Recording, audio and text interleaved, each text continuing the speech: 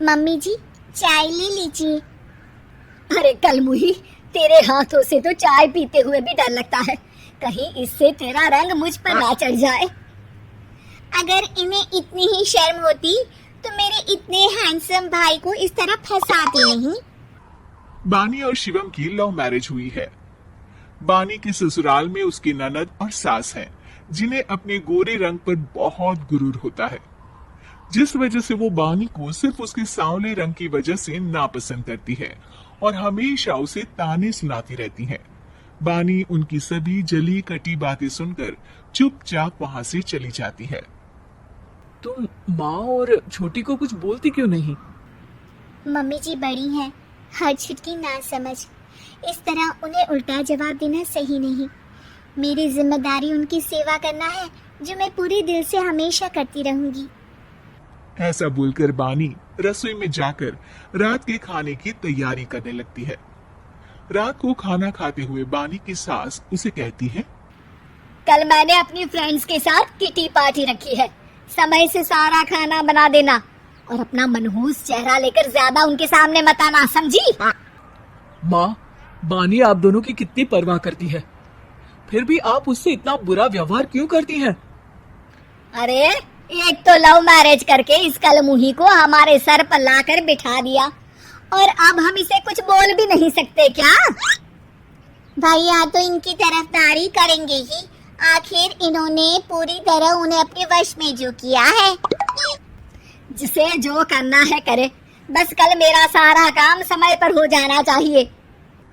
इस पर सब खाना खाकर सोने चले जाते हैं और अगले दिन बानी जल्दी उठकर सास की किटी पार्टी के लिए तैयारियां शुरू कर देती है, जिस पर पार्टी शुरू होने के बाद सास की सहेलियां कहती हैं, अरे वाह री, तेरी बहू ने तो बड़े स्वादिष्ट समोसे बनाए हैं। हाँ भाई, रंग कैसा भी हो, खाना बनाने में बिल्कुल अन्नपूर्णा है। अरे इसकी भी क्या बात करनी, मेरी बेटी से मिलो, इसकी सुंदरता के आगे तो उर्वशी रंभा भी फेल है। उर्वशी रंभा को तो फेल कर दी, पर क्या अन्नपूर्णा बन पाएगी? अरे उसे काम करने की क्या जरूरत, उसके लिए बानी है तो। और मैं तो इसकी शादी भी किसी नौकर चाकर वाले घर में ही करूंगी। बानी वापस रसोई में चली जाती है और किटी पार्टी चलती रहती है। उसी रात को बानी की सास गुस्से में चिल्लाते हुए अपने कमरे से बाहर निकल कर आती है। हाय रे, चोरी हो गई, मेरे पैसे। पक्का पक्का इस कलमुही की वजह से हुआ है ये सब। अरे क्या हुआ माँ, कौन सा आसमान टूट गया? अरे आसमान तो उसी दिन टूट गया था जब तू इस कलमुही से शादी करके इसे घर में ले आया था। खुद तो आई ही, अपने साथ साथ मनहूसियत का काला साया भी मेरे घर ले आई। अरे हुआ क्या माँ? अरे मेरी तिजोरी में रखे पैसे कहीं गायब हो गए, सुबह ही देखा, अरे यही रखे थे। क्या आप मुझ पर चोरी का इल्जाम लगा रही हैं? अरे काली बिल्ली पर भी क्या कोई मनहूसियत का इल्जाम लगाता है? ऐसा बोलकर बानी की सास वहां से चली जाती है, जिसके बाद शिवम और बानी बात करने लगते हैं। देखो, मम्मी की बात का बुरा मत मानना, वो बस परेशान है ना, इसलिए कुछ भी बोल गई। वो परेशान नहीं, मुझसे नफरत की वजह से ऐसा बोलकर गई है। उन्हें मैं हमेशा एक आंख नहीं सुहाती। देखो बानी, अगर तुम चाहो तो हम दूसरा घर लेकर वहाँ शिफ्ट कर सकते हैं। आखिर तुमसे प्यार करके तुम्हें अपनी जिम्मेदारी पर इस घर में लेकर आया हूँ, इस तरह टॉर्चर नहीं होने दे सकता। अगर आप साथ हैं तो मुझे किसी चीज की टेंशन नहीं, और आखिर वो हमारे बुजुर्ग हैं, हम उन्हें और छुटकी को इस तरह अकेले छोड़कर कैसे जा सकते हैं? इसके बाद बानी भी अपने कमरे में चली जाती है और अब हर रोज उसकी सास की तिजोरी से पैसे गायब होने लगते हैं। इसी तरह कुछ समय बीत जाता है और वो हर बार हर चीज का इल्जाम बानी पर लगाती है, पर बानी कभी कुछ भी नहीं बोलती। कलमुही नास पीटी, बहू को घर की लक्ष्मी बोलते हैं, ये तो पनौती बनकर आई है, पनौती।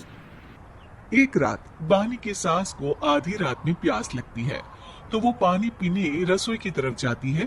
तभी उसे अपनी बेटी के कमरे में कुछ आवाज सुनाई देती है। हाँ हाँ, मैंने मम्मी की तिजोरी से हर रोज थोड़े थोड़े पैसे निकाल कर हम दोनों के लायक खूब पैसे इकट्ठे कर लिए हैं। और मम्मी आज तक उस सब के लिए भाभी को ही जिम्मेदार समझती है। तुम बस जल्दी से आकर मुझे यहाँ से ले जाओ और हम कहीं दूर जाकर शादी कर लेंगे। मम्मी को कुछ पता नहीं चलेगा। सब मुसीबत खत्म। अपनी बेटी की ये सारी बातें सुनकर बानी की सास भौचक्की रह जाती है और अपने कमरे में वापस चली जाती है। जब अगली सुबह बानी सास के कमरे में आती है, मम्मी जी, क्या बात है, आज आप कमरे से बाहर ही नहीं आई? आपकी तबीयत तो ठीक है ना? क्या छुटकी कमरे से बाहर आई या तुम उसके कमरे में गई? नहीं नहीं, क्यों, जाना है क्या? मैं अभी चली जाती हूँ। नहीं, कोई कहीं नहीं जाएगा। इस पर वो बानी को साथ लेकर कमरे से बाहर आती है जहाँ शिवम भी होता है।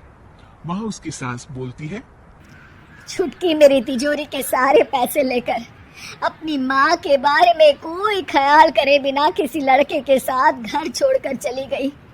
और बहू, तुमने मुझ जैसी सास की सेवा करने के लिए अपने ही पति के साथ दूसरे घर जाने से मना कर दिया। मैंने हमेशा तुम्हारा रंग देखा अच्छा ही नहीं, जो मेरी सबसे बड़ी गलती है। मुझे माफ कर दे बेटा। और इसके बाद बानी की सास कभी अपनी बहू की तारीफ करते थकी नहीं।